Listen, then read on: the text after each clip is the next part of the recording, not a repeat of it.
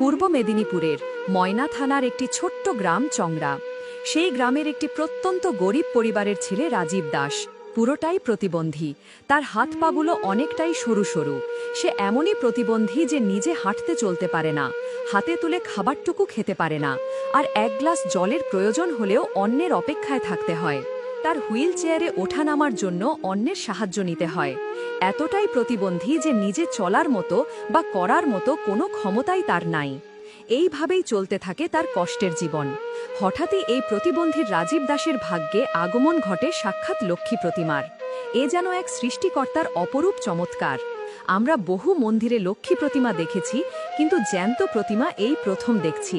সাক্ষাৎ দেবীর রূপে মালদা জেলার রেণুকা রয় নিজের আশা আকাঙ্ক্ষা, নিজের স্বপ্ন সমস্ত কিছু ত্যাগ করে বহু কষ্টে পৌঁছলেন প্রতিবন্ধী রাজীব দাসের বাড়ি, এবং রেণুকা রয় প্রতিবন্ধী রাজীব দাসকে বিয়ের প্রস্তাব দেন আর বলেন, আমি এই প্রতিবন্ধীর জীবন সঙ্গিনী হতে চাই। প্রথমে তো আঁতকে ওঠেন রাজীব দাস এবং তার পরিবার। পরবর্তীতে তাদের বিয়েও হয়ে যায় এবং রেণুকা রয় থেকে তার নাম এর পিছনে দাস যোগ করে হয় রেণুকা রয় দাস। বর্তমানে তাদের একখানা 7 বছরের কন্যা সন্তান রয়েছে। বর্তমানে রেণুকা বাড়ি দাস তার প্রতিবন্ধী স্বামী রাজীব দাসের খাওয়া পড়া, ওঠা চলা, এমনকি বাথরুমে পর্যন্ত নিয়ে যাওয়া প্রতিবন্ধী স্বামীর সমস্ত কাজগুলোই তিনি করেন। রেণুকা রয় দাসকে বর্তমান সময়ের বেহুলা বলা যেতে পারে।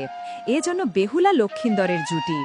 দুজন দুজনের মধ্যে এতটাই ভালোবাসা যে কেউ কাউকে এক মুহূর্তের জন্য চোখের আড়াল করতে চায় না। তবে আমাদের রাজগ্রাম ফিল্মের একটা আবেদন আপনাদের সকলের কাছে, যে এই সুন্দর জুটির ফেসবুক পেজ রেণুকা রয় দাস নামে, এই পেজটিকে আপনারা সবাই ফলো করে এদের সাথে যুক্ত হয়ে যাবেন এবং তাদের সুন্দর সুন্দর ভিডিওগুলো একটু শেয়ার করে তাদের সাথে থাকবেন। এই সুন্দর রিয়ালিটি আপনাদেরকে কেমন লাগলো অবশ্যই কমেন্টের মধ্যে জানাতে ভুলবেন না। এমন ধরনের আরও সুন্দর সুন্দর ভিডিও দেখতে হলে আমাদের রাজগ্রাম ফিল্ম পেজটিকে ফলো করে পাশে থাকবেন। ধন্যবাদ।